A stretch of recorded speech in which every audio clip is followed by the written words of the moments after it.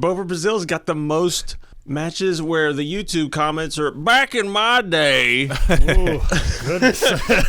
But it's more so like, this is wrestling, not this fireworks and bullshit that the WWE does now. Now, this is wrestling. This is a fucking chin hold for 10 minutes, and it's the best ever been, not this WWE bullshit. It's like, there's so many YouTube comments of that on Bobo Brazil matches. It's an art form. All right. Welcome to the longest bi-weekly episodic podcast of all time, specifically named Tim Bell Pod. I'm Nick, back home in Burbank. Did you know it dropped under 70 degrees the other day? It was crazy. Wow, it was 25 degrees here last night. Go fuck yourself. I've been walking around like Emperor Palpatine with a fucking hood up, like I'm some sort of evil crypt keeper individual just to keep myself warm. And don't even get me fucking started on my landlord and the problems that I've been having, and I can't use my heat for certain reasons because the heat spits out weird noxious fumes that make me feel bad or give me headaches. So I bundled up in 25 degree weather last night on my fucking couch and tried to survive. So I got you beat, Jake. Well, I think that's your depression that's keeping you both up, and that's not noxious gas. That's just your depression. That's I'm going to say this. It is surprisingly no. Okay, all right. Well, we'll disagree. We'll agree to disagree. I am also joined by Papa John's Day of Reckoning, Micah J. Loving. Okay. It took me a second. All right, so before I made the big old prediction, because we totally, we might record these episodes a little bit before they come out. I'm trying to show how much of a psychic I am. I missed the Adam Sandler Oscar prediction, because it's all rigged and bullshit. But my next prediction, Chiefs are going to win the Super Bowl. By the time you listen to this episode, the Chiefs will have won the Super Bowl. Jake, you're a bigger football guy than me. What you got? Oh, they've already fucked up the storyline. They've already fucked up the whole angle. Like, I've said this time and time again, that because of the whole State Farm situation, because you have State Farm with Patrick Mahomes and Aaron Rodgers, you had an opportunity to have them in the Super Bowl. They played each other in regular season, but Patrick Mahomes was hurt, so State Farm had a bought show, and the NFL did not deliver a product. So as a make good, they were going to have the Super Bowl with those two, but they already fucked that up. So I don't know what the NFL is doing. They're fucking up their paid shows that they're getting. So I don't fucking know what the problem is. And that, of course, on his kayfabe football rant is, ladies and gentlemen, boys and girls, children of all ages, Tim Bell Pod proudly brings to you the Eddie Guerrero of the Order of the Arrow, the Martin Kirby of the Pinewood Derby, the innovator of Camping Violence t-shirt, now available at howdidthisgetbooked.com, the Man Scout Jake Manning. I fucking love the Eddie Guerrero of the Order of the Arrow. I'm gonna make a fucking t-shirt of that. All right, well, if you haven't picked up by now, today we are discussing a great wrestler, a great man, a pioneer, Mr. Bobo Brazil. Now, the term trailblazer gets thrown around a lot, but this man really paved the way for Rasheed Wallace and Bill Walton. When you hear Bobo Brazil, what's the first thing that pops into your head? Probably the most definitive African-American wrestler of his time. When people think of African-American wrestlers in his time period, he's the guy. He's the number one, unquestionable best. It's like thinking about great NBA players and immediately going Michael Jordan. And we're talking decades upon decades of work. I mean, he was the guy, and he was the top drawing act, delivered in multiple different territories. I mean, the man, through and through, in and out of the ring. For me, it after watching every match I can get my hands on, I just hear Cocoa Butt in my sleep now because every announcer just said it 15,000 times. Cocoa Butt, like being clubbed over the head with a hammer, as one fast-talking 1960s commentator said. Just the Cocoa Butt forever and ever. Every time I see a headbutt now, I'm just going to be like, hey, it's Cocoa Butt. All right, well, let's just do it. Houston Harris was born July 10th, 1924 in Little Rock, Arkansas. Also on this day, this one's, here you go, Nick, Johnny Bach, an American basketball player and coach who in 86 to 94 was an assistant coach to a little person named Phil Jackson. And then he turned out to be the assistant coach for the Hornets from 94 to 96, born on the same day as Bobo. I've never heard of this guy. And then Alan Bristow was head coach of the Hornets during this time. Don't remember him at all either. Not a clue. You? No clue. See, yeah, we're posing. I don't Hornets even know fans. who the head coach of the Hornets is now. So, I mean, you know, the glory days of the Hornets and knowing the head coach, and then now when nobody really gives a fuck anyway. Well, definitely not now. Definitely. I think it's funny that like we're recording this the night after Kemba Walker finally was on a team that beat LeBron James. Yeah, they destroyed the Lakers. Jesus. And if you do research, you can figure out what day we're recording. Yeah. Oh no, it's like the Ice Cube song, finding out which day was the good day. Best internet thing that the internet has ever done. Bobo actually grew up in Illinois and would later live and be billed from Benton Harbor, Michigan. It was in Benton Harbor that Bobo would play baseball for the House of David, which is a very weird, interesting footnote to this. So, House of David was like a cult-like commune. It was a commune. It was a religious commune. Don't say cult, Nick. Fuck. The leader considered himself the seventh and final messenger of God. They believed in growing their hair out, their beards really long, abstaining from wine, meat, and sex. And of course, with that level of repression comes the accusations of diddling minors, but the leader died before charges could ever be brought to him. However, they had a very, very, very good baseball team, much better than Jonestown's basketball team. They played everyone from the major leagues to the Negro leagues, and apparently had a Harlem Globetrotters-like routine that involved juggling the baseball, hiding it in their beards, doing tricks. It's very weird. Give it a Google. It's super weird.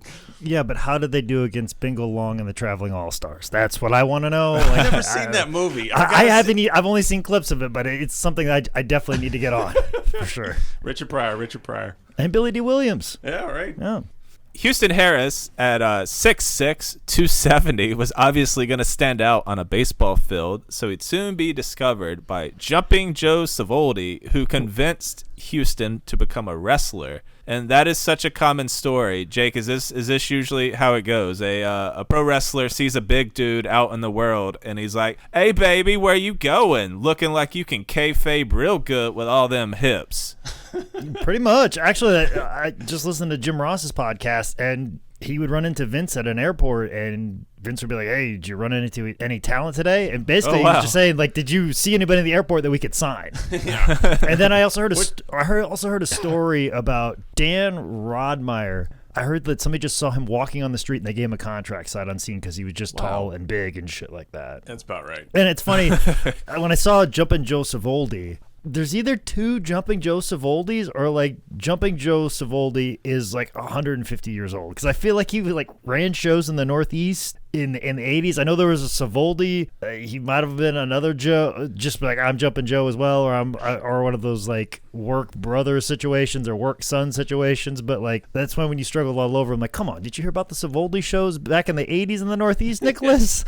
I got the 3/4 inch tapes, and I converted them all over to digital format. Like, don't you know about the Savoldi shows? I would bet a lot of money that there was another Savoldi, because if you want a small little detour deep dive, look up Savoldi on Wikipedia. Unlike some people we talk about in this podcast, he actually did play for the NFL. He was a spy in World War II. He infiltrated the fucking mafia in Naples, Italy. He had Hollywood things going on. And in the 1940s, he tried to produce his own energy drink called Dropkick, but they couldn't produce it because they were using all the sugar for World War II. The man is fucking incredible. Read up on Savoldi. He's quite the story. After being trained, Bobo started out in 1951, which puts him at around 26 or 27 years old. He'd start out working in Michigan and Canada, with the biggest promotion being Maple Leaf Wrestling in Toronto. Initially, Houston was named Boo Brazil, the South American giant. However, a promoter misspelled Boo as Bobo on posters, as the letter U was not part of the Canadian language until the early 70s. Since promoters weren't about to fix a typo on a bunch of posters they already printed out, they were just like, change your name. Oh, I almost released a poster without my wrestling champion on it. I've a $5 wrestling poster, and I forgot to put Jeff Hart on it with the belt. That's how you create intrigue and mystery. Yeah, but I was just like, I don't know. I may have to get this redone. But there was a second, I'm like, maybe I just release it anyway. So like, yeah, it's people talking. Is Jeff Hart on the show? What's going on? And then during Jeff Hart, and then and that's just like when we're talking about digital files. This is like when posters were like probably like etched out in stone and hung up on walls, and like they had like an actual typewriter that made all of them. Like I don't know how posters were made before like printers. Was it the poster for the Indiana show? Yeah. Yeah, I was like, why is Jeff Hart so small on this? Because I forgot him. Because I forgot to put him on there. I'll fit him in right here. Right in the corner. I told the guy who made it, like, if you want to get rid of Wrestle Ranger, just put Jeff Hart's picture. But it was like such a low quality, we had to put him kind of off in the corner. So I'm like, all right, well, whatever. So at the start of Bobo's career, he would only face other black wrestlers as pro wrestling was integrated at the time. Micah, what were you saying before we started recording about how segregation was working? Oh, yeah, Jim Crow, woo. That's all he said, folks. It was real weird that we wanted him to expand upon it once we got on microphone, and he really didn't. So he's taking a hard stance on the wrong side of history, and he's just staying there and not explaining why he's there, much like most people on the wrong side of history. I mean, Jim Crow, and then you think of the crows from Dumbo, and it's my favorite Disney characters. It all makes sense. But that's what's it's funny, now that you just brought that. This shows my ignorance. This shows my blind spot. I didn't realize that there was a time, or would there be ever a time, that you would have segregation in wrestling. I think that's the dumbest thing ever, especially the way that I know that pro wrestling operates. You want conflict. Yes, exactly. You're trying to create conflict, and that most certainly is how you do it and maximize it, and you make money off of that. Yeah. And that's kind of probably going to be the weird thing that we talk about through this entire thing. The weird thing about professional wrestling, it can be the most progressive thing ever, but sometimes the reason why it has the progress that it has is because of the bottom line, the dollar. Yep. In the idea that you have someone who is an African-American champion, and because you're running a territory that's primarily African-American fans, and you want to see him become champion and be successful, and those people will pay money to come in and see that person be on top and beat up the white dude, and promoters see that, recognize that, book that, have that happen. And yeah, sure, that's I guess progressive in a sense, but at the same time too, you're only doing that to enhance your bottom line. So it's this weird thing of like representation as opposed to intent. It's a weird thing that it's very murky, and especially through a lot of this, it's gonna be like that. But like the idea of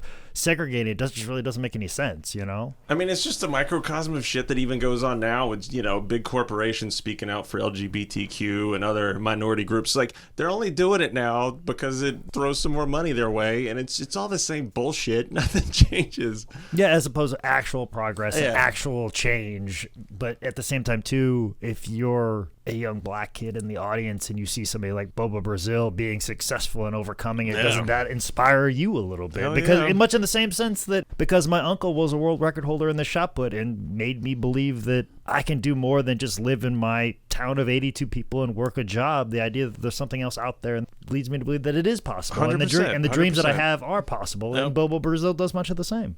While Bobo was one of the earliest, he wasn't the first pro wrestler to break the color barrier. I tried to find the literal first time it happened, but I couldn't find it. Yeah, me neither. You do have Vero Small, who went by Black Sam. He was actually born a slave, freed after the Civil War, and became a really badass boxer and wrestler. He's credited as being the first black pro wrestler. However, Vero was working pre-Gold Dust Trio days, so a lot of those matches were still mostly real fights. Like, I'm sure they took dives and stuff, they were really doing it. You can actually find some match listings of like actual place in New York. So and so went down in the third round. All types of shit. It's like 1888. Like record keepers were killing it back then. You also have Luther Lindsay, who we absolutely have to cover at some point. He faced Ron White, not the comedian, at Tennessee in '51, which literally caused a riot because Tennessee. Luther was also the first African-American to challenge for the NWA heavyweight title, taking on Luthez in '53. And here to tell you another fact about Luther Lindsay, live in the Manning Cave, friend of the podcast, Stu Hart. I went up to Luther one time, and I was like, can I have you? And I took him, but then he took me. You mean wrestling, right? Yeah, I took him. And he took me. And no, I've never been took before. He's the only man to ever take me. And that's why I was like, I need to get the picture of the back of the camera. Yeah. Helen, to take the picture of the man who took me. Right. And that's why I took the picture. Like he took me, and Gotcha. and I put that picture in my wallet. Oh. I don't have any pictures of my kids in my wallet. Why would you say that? I'm just saying, I have no pictures whatsoever. You want to make that clear, I huh? want to make that very clear. The only picture I have in my wallet is Luther Lindsay, because I said, "Can I have you?" That's very progressive of you, Stu. Because he took me. Oh, He took me. respect. I grabbed him, but then he took me. Huh. I don't understand anything. Luther Lindsay, the only picture I have in my wallet. Okay. I'm going to go over here now. Can I have you? Let me have you. Let me have you. Let me have you. Nope. Let me have you. Let me have you. Nope. Even though Bobo may not have been the first, it takes nothing away from the enormous role he played in helping America's racist fuck nuggets. See, I don't know. In I helping like fuck nuggets. It just sounds weird and awkward, but good. takes nothing away from from. God damn it! This Stu Hart thing got me all fucked up. All right. Imagine how his kids feel. Even though Bobo may not have been the first, it takes nothing away from the role he played in helping America's racist fuck nuggets see the light. Whether it was for progress or, the more likely case, for money, Bobo's stardom forced promoters to put him in matches against white wrestlers. Other wrestlers you might want to look up, just, I don't know if we'll ever get to them. Reginald Seekey, Shag Thomas, Jim Black Panther Mitchell, Jack Claiborne, and motherfucking Woody Strode, who's just one of my favorites. But Bobo paved the way for them to do what they did, and there's so many that we'll probably never get to do full episodes on about that you need to look up and check out, and those are just some of them. In 1954, Brown versus the Board of Education ended segregation in schools. That same year, Bobo would head to L.A., where he would work against Lord Leslie Carlton, Tom Rice, and the Great Bolo, all known white people. In the notes, you said honkies. Are you scared to say that, Nick? No. I just changed it. I was just checking. I mean, take it back. Let's take honkies back. You know, We're going to take it. Was it ever gone? not in my lexicon. At this point, the thing that I found interesting going over match listings, Bobo would win tons out of 2 out of 3 falls matches this time. Just 2-0. Just bam, bam. Oh, damn. I remember when Ring of Honor was booking the Briscoes to win 2 out of 3 fall matches, 2 in a row. And it's like, oh, that's so fucking revolutionary and so interesting booking to create a monster tag team and really put someone over. It's like, yeah, of course, everything's been done, and it was done 60 years ago. Bobo would also win the NWA International Television Tag Team titles on 2 occasions with teammate Wilbur Snyder, who can name 14 types of pretzels. You better fucking put some goddamn respect on Wilbur Snyder's name. We've said this before many a fucking times. I'm going to put some respect on his name. Credited as the inventor of the abdominal stretch, goddammit. Mm-hmm. And a fucking legend in the Indiana area. Ooh. Also, too, speaking of guys we put respect on, Scott Casey liked us on Facebook. Yeah, he did. So, like, that's what you do. You put a little bit of respect on the name, they'll like you on Facebook. Or you give them disrespect, and then you make somebody put respect on the name, and you get a like on Facebook. However, a little column A, a little column B. Bobo and Wilbur would drop the belts in early January of 55 as Bobo would head into singles competition working against Mike Sharp, Gene Kaninsky, and even getting a shot at the NWA World title against Lou Thez. And speaking of heavyweight titles, Bobo would win the Pacific Coast Heavyweight title of LA, and I believe he was the first black champion to do so. Okay, Nick, this is the part where you go on a big rant about how LA is far more progressive than anywhere else in the country, and because you live there, it's just all the more reason why it is progressive as it is, and that's why you migrated there. And Go then ahead. we bring up the Oscar nominations, you motherfucker. Hey, you guys enjoy your banjo music or whatever it is you do out there. Deliverance is a good movie. There's a match between Bobo against handsome Johnny Barin that's on YouTube that when I watch this match, this is what I envisioned that Nick thinks every wrestling match before 1957 looks like. It's like it's sped up and everybody's racing around and Bobo's running around and Johnny Barin is wearing a cape and he's carrying around what the announcer calls a yum-yum stick or a candy cane. It's cartoonish as hell. Looks like Looney Tunes. It's really fun, but I watch it's like, this is what Nick thinks all wrestling is before then. That is what I think all wrestling is before 1985. Yeah. Sorry, I gave you too much credit. Bobo would work mostly in LA from 56 through 58. In 58, Bobo went back up to Canada, winning the NWA Canadian Open Tag Team titles with Whipper Billy Watson, or as I call him, the less racist Bill Watts. In the late 50s, Bobo would even make trips to Japan Pro Wrestling Alliance in Japan, and he'd face the likes of Ricky Dozen, once again doing tons for race relations, this time internationally. And if nobody really knows who Ricky Dozen is, he's basically the godfather, the father, whatever you want to call him, of Puroresu. Jake, how are you supposed to say that properly? Just fucking call it Japan. Don't be a fucking mark, all right? No, you got to educate motherfuckers. Are we not educating people? Oh, Jake's already done with this episode. Jesus. No, I'm so fucking done with that fucking phrase. Like, Really? it's 8 different fucking ways, and then all of a sudden Eric Bischoff's gonna say it completely different on a podcast, and be like, "Oh no, we've fucking been saying it wrong." Like the Yakuza. Everybody said, "Oh, Yakuza, brother." No, the Yakuza. Yakuza. No, it's Yakuza. Okay, so let's just say, hey, I don't fucking know how to speak Japan. I fucking like watching its wrestling. It's not the end all be all. It's amazing. It's great. It's just another thing. It's another different type of music. You can like it or not. There we go. That's what I wanted to get out of that. But yeah, Ricky Dozen was basically the father of Japanese pro wrestling. He brought it into the country, popularized it, and you're facing Ricky Dozen with Bobo Brazil, then big deal. Bobo kicked off the 60s, finding a new home base working out of Detroit. Throughout his career, Bobo would win 9 NWA Detroit United States Heavyweight Championships, and for a black man to be the champion of the United States during this time, that is some powerful symbolism and imagery. Detroit is also where Bobo would have one of his most famous feuds that spanned decades against the Sheik.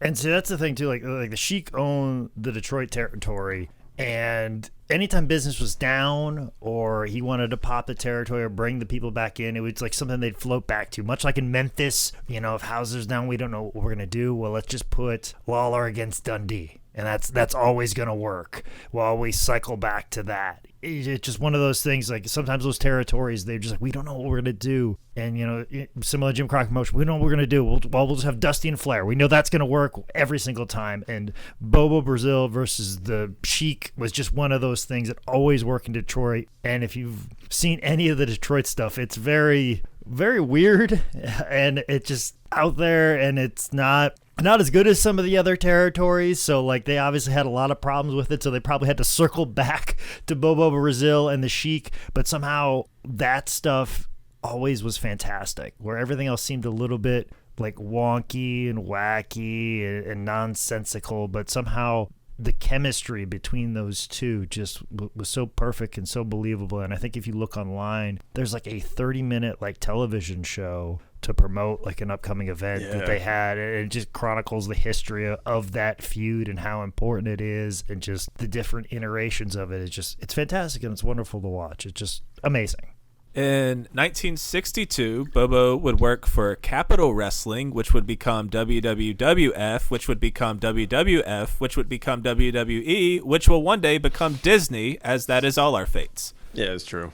62 would be the year that Bobo would get shots at the NWA World Heavyweight Champion, Buddy Rogers, which was the title recognized by Capital at the time, as WWWF wasn't a thing yet. This is very historic for 2 reasons. 1, Bobo would technically become the first ever black NWA champion.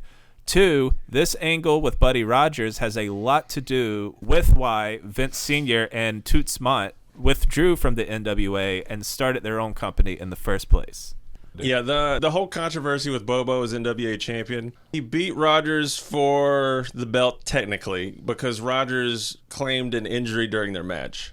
Bobo refused to take the belt and officially win the match because as a babyface, he had to be like, I want to win this title the right way. I don't want to win it on him doing a leapfrog and fucking up his groin, which is what happened. But then it turned out that the doctors found nothing wrong with Buddy Rogers. Then the title was held up, and then the promoters saw it as maybe Buddy Rogers or them trying to pop the territory with a small local title change. Because, I mean, it's not going to be on TV. You're not going to see any of this. And then there was a whole thing where apparently Carl Gotch and Bill Miller beat the shit out of Buddy Rogers in a locker room one time. I found this out. Then that held up the title because they were going to do a rematch at MSG. And it turned into this whole big thing that shrouded in different rumors and why it happened and why Bobo didn't get it. And I mean, his win was actually reported in New Jersey, Illinois newspapers and everything. There's all types of swirlings about it, but it's kind of interesting history if you want to dive into it a little bit more. Well, and if you know anything from our Bruno episode, like Buddy Rogers was kind of a motherfucker in that sense. Like he didn't want to give up the belt, and he had his own crew of guys, and he wanted to elevate his guys to feud with him because he wanted to work with these guys, but he didn't want to work with these guys. The promotion wanted to put somebody else in, and then it all just kind of culminated when Bruno beat him in like mere seconds, and then he's like, I had a heart attack earlier in the day, and then I had another heart attack when I was in the ring, and that's why he beat me. Yeah. And it's just probably just another thing on the long laundry list of things that Buddy Rogers did and was just like made him that much of a motherfucker and hard to deal with. And if he wasn't such a big star, we wouldn't be dealing with it. After Bobo beat Buddy in New Jersey, August 18th, 1962, the NWA had a little opening. They wanted to finally get the belt off Buddy, who was a pain in the ass. So they technically like declared him a champion for like a minute, and then, you know, the rest of the country was like racism, racism, racism. So the NWA never actually acknowledged the title, with the first African American champion being Ron Simmons when he beat Vader in 92.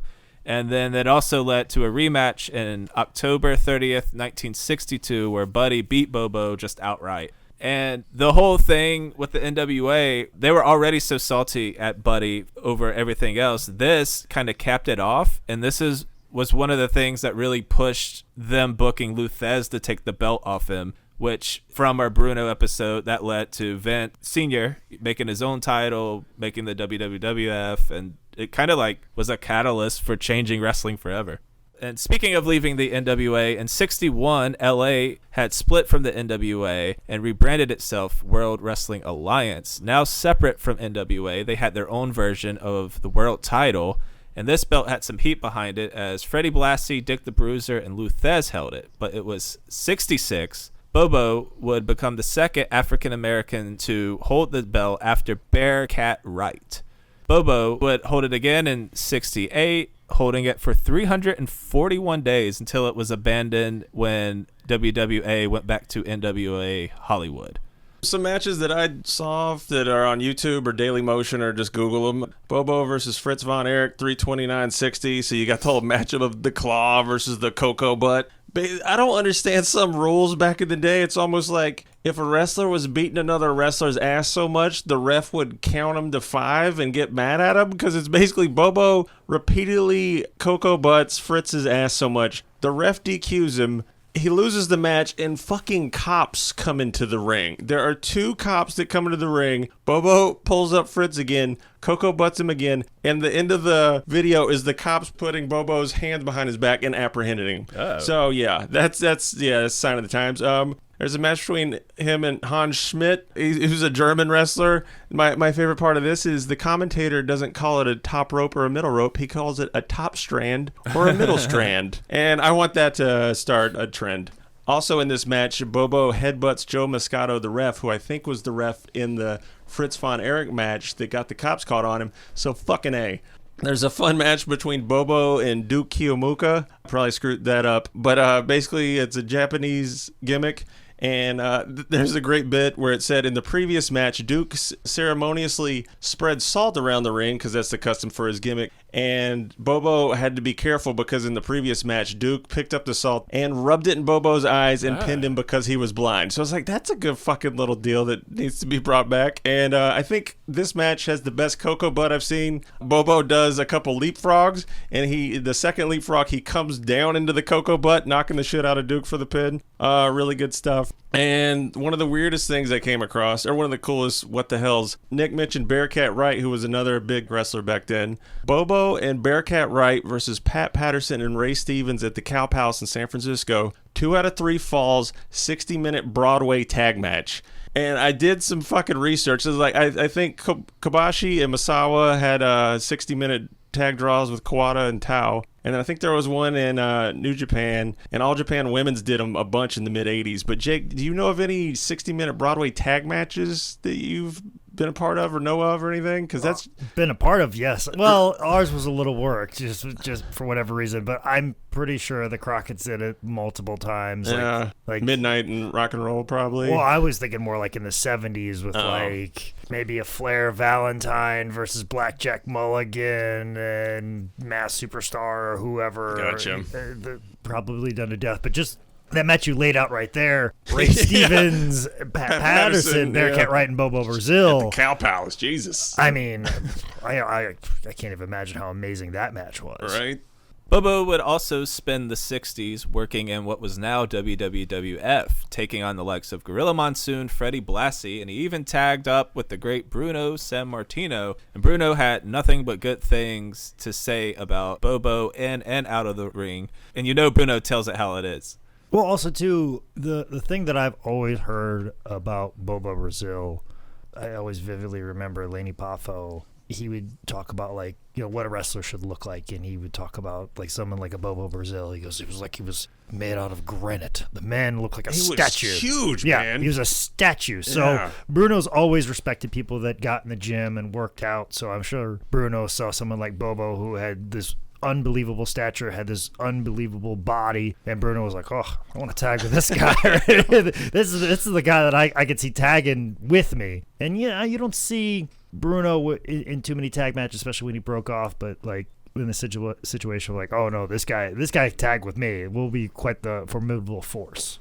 While working for Vince Sr., Bobo would not only become the first ever WWF United States champion when he defeated handsome Johnny Barron in '63, he won it a record 7 times.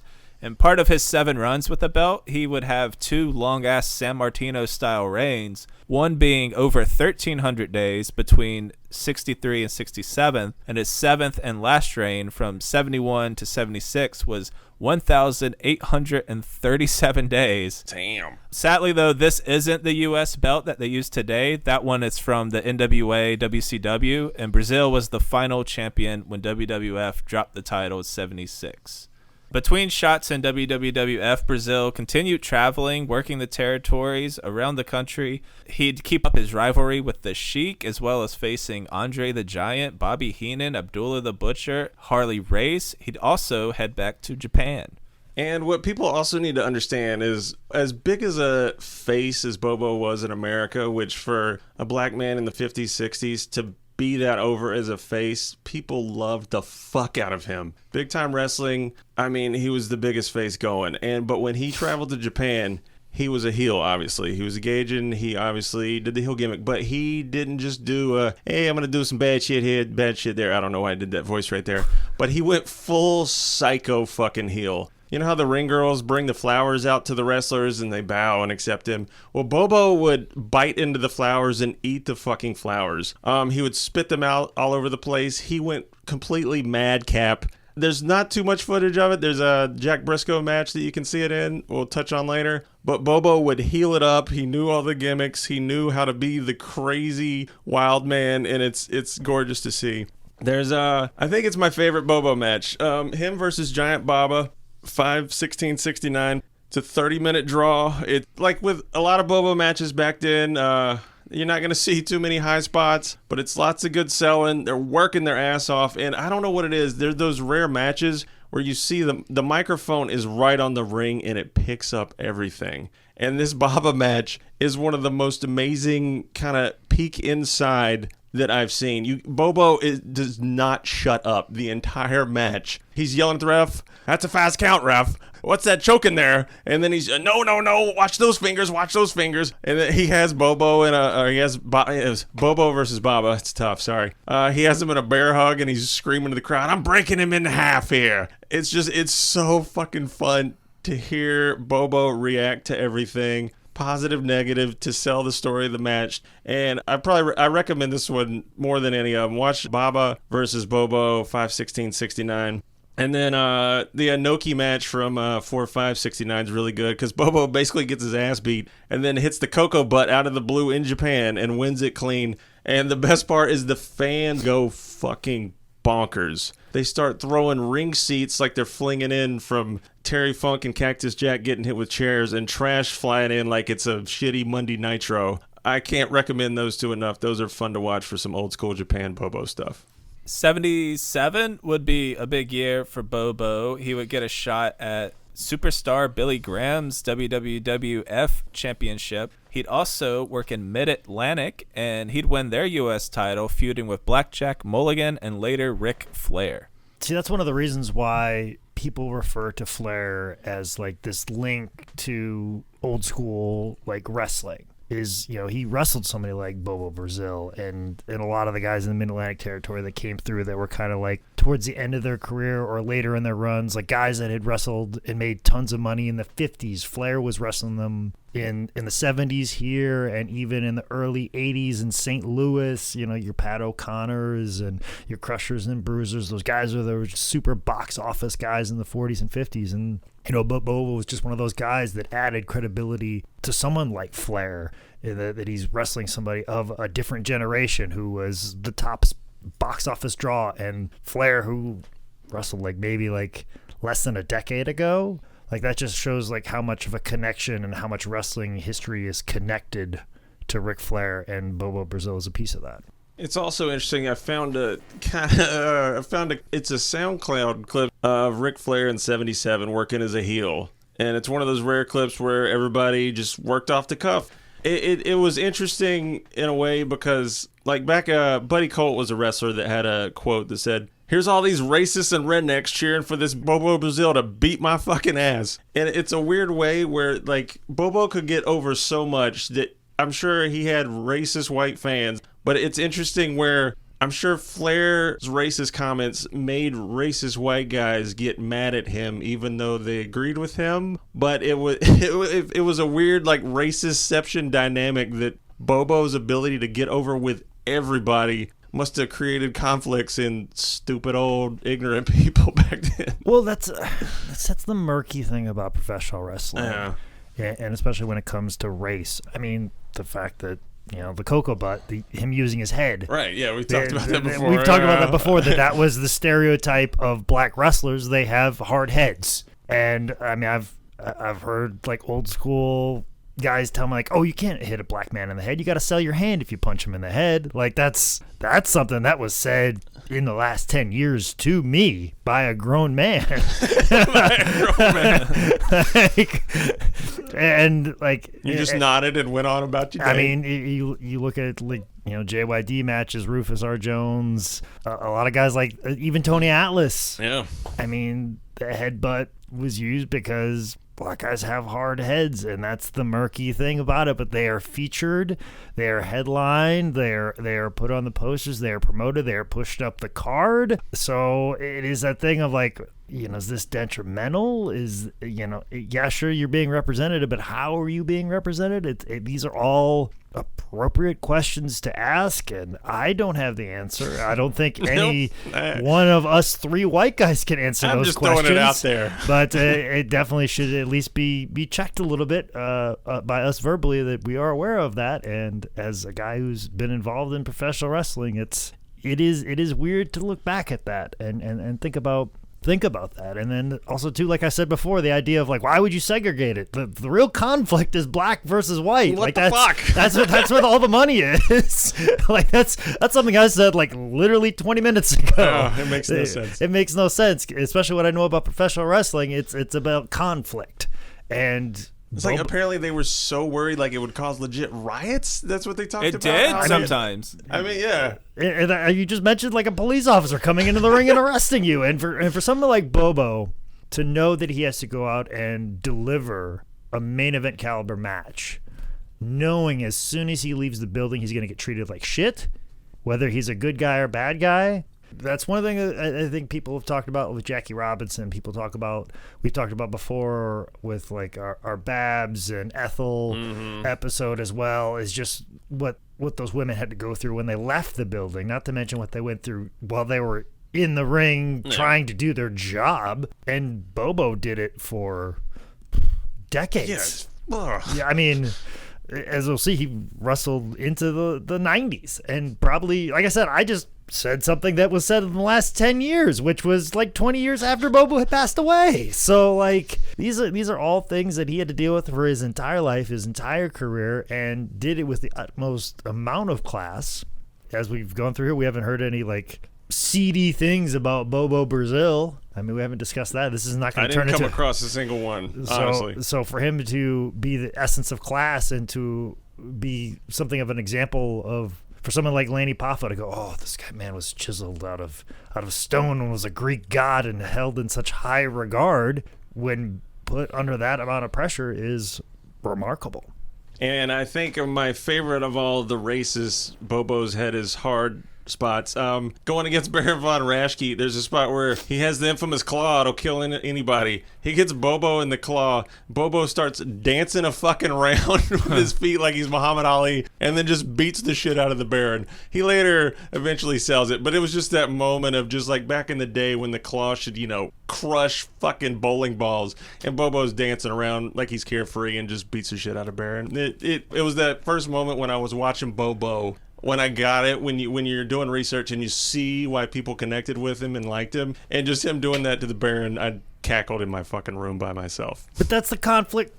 Right. Yeah. You have a guy who's basically kind of playing. He's getting over with. He's kind of playing a Nazi, and this American is fighting back and unfazed by the worst thing that this Nazi can do, but he's doing it because he has a stereotype thing that he has a hard head. Like, that's just like the weird thing about this. Is this good? Is this bad?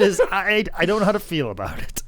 By the late 1970s, early 80s, Bobo was slowing down just a little. He became a mentor to an up-and-comer, Rocky Johnson, who we just recently lost, R.I.P. In 84, Bobo would do some matches for the actual WWF.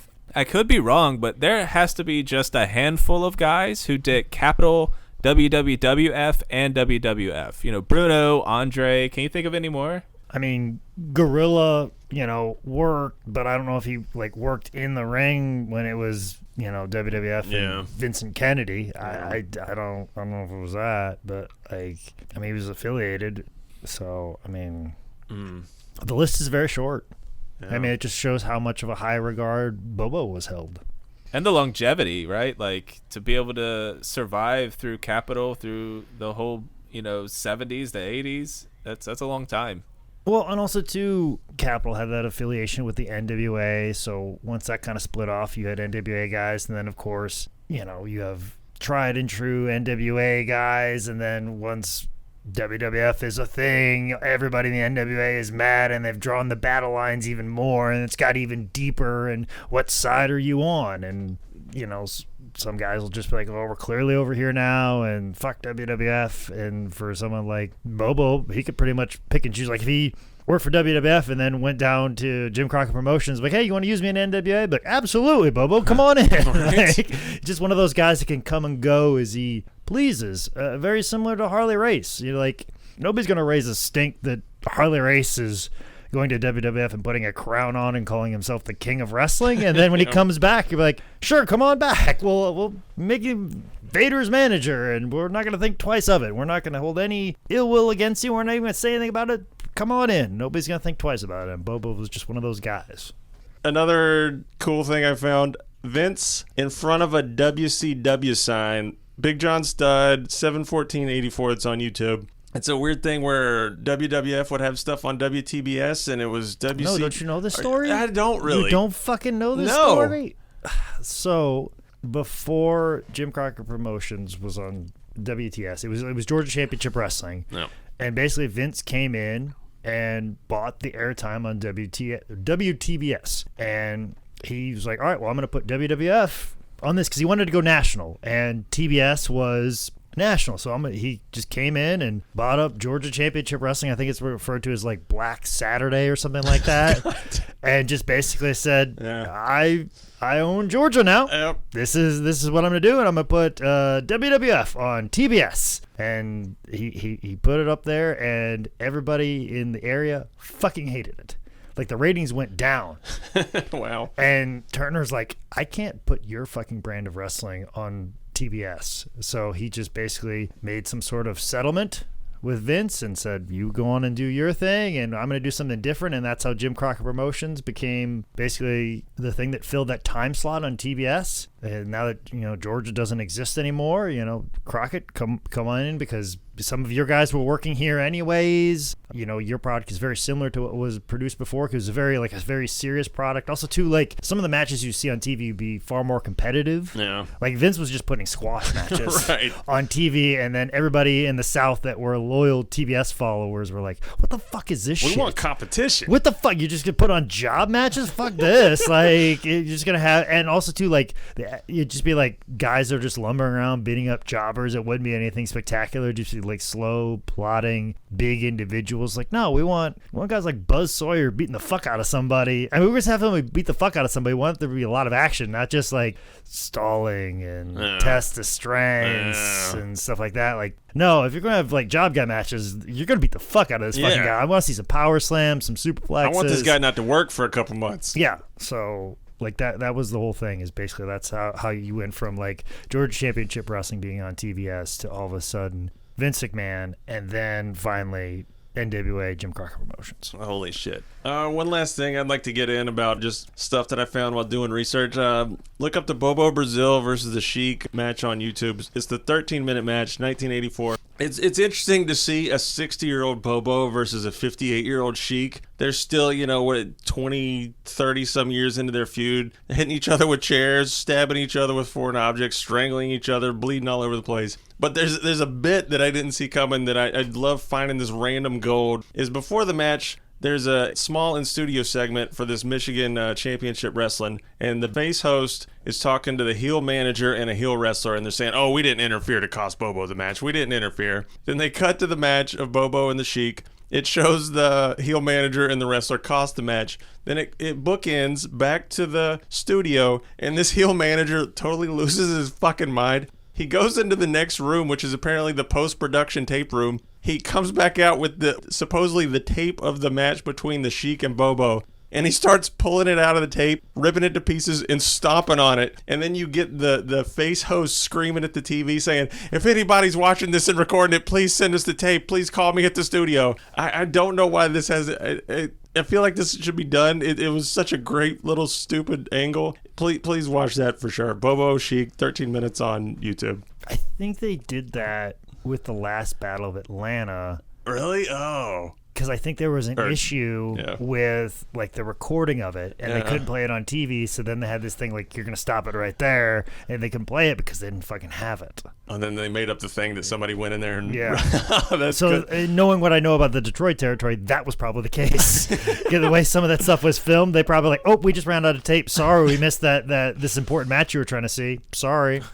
Bobo Brazil retired in 1993 after an over 4-decade career. His last official match was in Chicago, Illinois against Kelly Kiniski, son of rival Gene. Bobo was inducted into the WWF Hall of Fame class of 1994, and he was inducted by none other than Ernie Ladd. That's right, Ernie Ladd, the only man possible that could have ever inducted Bobo Brazil. Let me tell you about Bobo Brazil. He was a man in his time. Time back in the day. Yeah. Ernie Ladd's time, in fact. A time where he being Bobo Brazil, because pronouns are important. As I used to tell Vince McMahon Jr. We got a time. We got a... Ernie Ladd will take as much time as he pleases.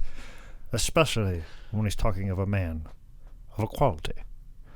Of Bobo Brazil. Yeah, Bobo Brazil. He was referred to, in my day, back in the day, Ernie Ladd's day, as one mean motor scooter. A man who would break his foot off in your ass. A man that need not be messed with. A man of the same caliber as a big cat Ernie Ladd. Thank you, Ernie. Are you done? Yes, I'm all done. Talking about Bobo Brazil. A man, a stature man, chiseled out of granite, a man very similar to the stature of the big cat on your lad. And that truly is exactly who Bobo Brazil was. Thank you. Thank you, Ernie lad. You told me before we started this that you didn't watch the actual Hall of Fame speech. You nailed it, like line for line. I just guessed. Ernie fucking kills it. I want to point this out, but Ernie's just I mark out for Ernie now. Like I saw him do this. Like, does Ernie have his hands in every single thing that is involved with black wrestler? Almost 2 seats away from Bobo at his Hall of Fame, Regis Philbin. What the fuck? Bobo, what do you think? Bobo, what do you think about this? Bobo, yeah, this is a good spread, isn't it? Right here. How was the prime rib? Was the prime rib good? I really like the prime rib too. What do you think, Bobo? This Ernie lad guy, he starts to be talking a lot yourself. You better get up there. You better shoot an angle here. Is that what you call it? You call it angles, right? Are you a good guy, bad guy? I know what it is. Babyface heel. That's what you call it. That's what you call it. It's Regis. You can talk to me. You can break kayfabe with Regis. By the late 90s, Bobo's health was getting away from him. Bobo was hospitalized January 14th, 1998, after suffering a series of strokes.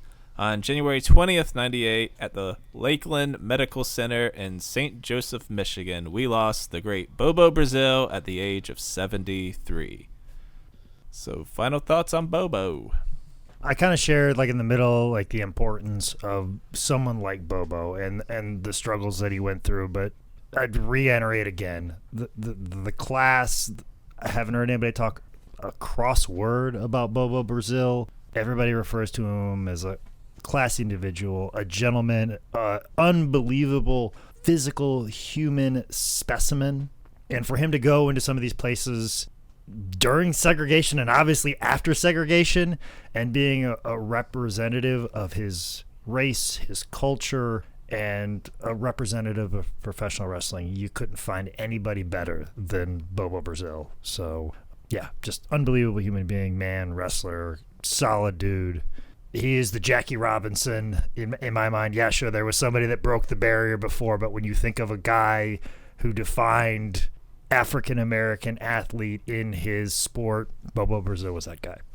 Bobo worked against everyone. Harley, Flair, Luthez. You never really hear him mention, like, he doesn't get a quarter of the coverage of those other guys. And, you know, finding matches and talking points for this episode was so hard. When he is not only a wrestling legend, he's an important historical figure.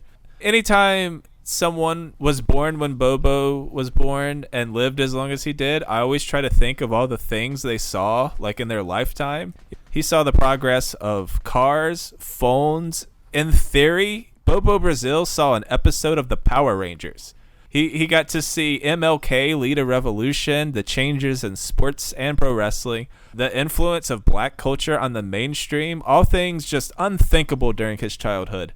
He started out in wrestling when he couldn't even sit in the crowd or sleep in a hotel across the street from the arena he was fucking headlining in. And he ended up in a ceremony that honored his accomplishments and enshrined him in a Hall of Fame. His contributions to society on a local level are important. Like, part of change and acceptance is exposure and personal interactions. Wrestling and sports in general, it has a huge effect as far as changing one mind at a time, day by day, case by case. And Bobo did exactly that. He opened doors, he led the way, he handled himself with class during a time he wasn't given much respect. And, you know, he pushed through, he helped change the world, and he should never be forgotten. 40-year career, that can't be said enough. A 40-year career, just mentally, emotionally, physically, to maintain all of that. I was going to ask Jake what he pictures himself 40 years into his career. Dead. Okay. So that got a little dark, but bring it back around. I would say more stuff that I found. I gotta put over Bobo everything that made me smile and made me understand. There's a Champion of the People YouTube video, Bobo, and it's just 12 minutes of good music and some of the best still pictures of him in the ring, of him selling in the middle of holds, being happy, showing how good of a baby face he was, because he was such a good baby face. There was one match where the referee is announcing him as the winner of the match, and Bobo is hugging the ref as he's doing it, gleefully smiling to the crowd, and it's just, you understood that magic and why everyone gravitated towards him. probably behind the Baba match. He's in a tag match with the Miller brothers, 321.58. It's on YouTube. I cannot recommend this match enough. There's a comedy spot at the beginning of this match that is fucking brilliant. It made me laugh my ass off. It's one of those things that's so simple and it's executed so good. I was literally blown away. There's so many good, like you watch old school matches and there's these spots that are so creative that you don't wonder why you see more of them now today. I would recommend the crap out of that match. I gotta give a lot of love to Crimson Mask on the Wrestling Classics message board on the research I did digging on this. He provided a lot of good insight, and other guys on Wrestling Classics. I want to close with a story that Jack Briscoe actually tells himself on the Wrestling Classics message board, like I mentioned. Jack Briscoe apparently actually had an account on there, and they were talking about his match that I mentioned where Psycho Hill Bobo would chew up the flowers, and Bobo got a Coco headbutt pinfall in a 2 out of 3 falls match within a minute over Jack Briscoe, which is huge. And we're gonna go to Jack Briscoe to tell this final story, which was just kind of cool to hear. I didn't work with Bobo very much. I didn't think it was a very good match. I kind of put it out of my mind. Bobo was a hard work for me because our styles were so different. Bobo was a loner. He kept to himself. You never saw Bobo except for the dressing room. Even on Japan tours where everybody ate together and drank together every night, Bobo kept to himself. But don't get me wrong, I like Bobo a lot. I remember one time when I was coming to Japan and he was already there, and I got a phone call from Dory, and Dory asked me to please bring Bobo some Red Man chewing tobacco because he loved him some Red Man. When I got there, he asked me, "Did you bring me my Red Man chew?" I said, "Yeah, Bobo." Opened up my bag and threw him a couple of pouches. His jaw dropped and he goes, "Jack, is that all you brought?" I just looked at him like, "Yeah, Bobo, isn't that a lot?" He just said thank you. About a half hour later, he goes, "I can't believe that's all you brought." I just smiled and opened my bag up. Then I have the rest of his tobacco, well enough for the rest of his tour. Bobo's eyes lit up and he gave me the biggest hug. I got him good on that one. And that's the type of pranks in the ribs that we should be doing. Not filling people's bags up with shit. So thank you, Jack and Bobo, for doing good ribs. And for Bobo, he said, what street did he grow up on? He grew up on Tough Street. If you've noticed some ads in this or the last few episodes, it's because we trying to get paid. If ads bother you, I'm going to start putting the episodes ad-free on our Patreon on the $1 tier. That is the lowest they'll let us do. $1 a month, $12 a year. Patreon.com/TimBellPod. Speaking of Patreon, thank you to everyone donating, including some new subscribers, Jake. Most notably, Richard Atkins, Bob Satnin, which Big Bob, thanks for all the support, not just here, but also on How Did This Get Booked. Appreciate you too. Also, too, big thank you to Dave Simotin. I'm gonna say it a couple different ways. You're gonna nail it one of the times. I'm gonna nail it. Simotin. I think I already said it that way, and I think that's the way it's said. So, Dave Simotin. Thank you, Richard and Dave. I want to say it too. Yeah, Richard, Bob, and Dave. Richard, Bob, Dave. Thank you so much for all your contributions on Patreon, and hopefully I get to say some more names and mess up some more last names. So, Simo That was the worst one. Fight the patriarchy and the algorithms by rating and reviewing us wherever you're listening. With our move to Anchor, we are on all types of shit I've never heard of, so help us out. Follow us on social media at 10bellpod. There is a 10bellpod.com. Follow Jake at Scout Manning, Micah J Trotter 27 on the Twitters. Boo. I am NICKOHLESSA on Twitter and Instagram. I'm sorry, folks. This is Tony Schiavone, and we're all out of time. It's Sting.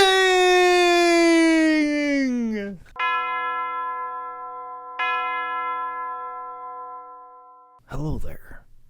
This is the Enforcer, AA Arn Anderson, known as a man who was a part of the Four Horsemen. Now, I'll be honest. I think the Four Horsemen would be better if it was a triad. Because let's be honest, Ole, bit of a grumpy Gus. An individual that you must not want to spend a lot of time with. And I understand, and I feel real bad about that. Ole, I'm sorry. And also, as we know, Tolly, kind of a prick sometimes. and Barry would just be known to be wandering off. And see, I think we would have been a lot better, drew a lot more money in my time, if he was just a triad. And see, the people that understand that the most are the guys over at 10 Bell Pod. They don't need a fourth man just hanging around. No, you just need somebody lurking in the dark corner that might just jump out with a tire iron and swing it around, willy-nilly, in the middle of the ring. But instead of wagging around a tire iron, I suggest you go over to patreon.com/front/sid/10bellpod and give some money to these guys that figure out the economy of members of affection. And just let them know that Double A, Arn Anderson, sent you there. Sent you there. Sent you there. Sent you there. Sent you there. Sent you there. Sent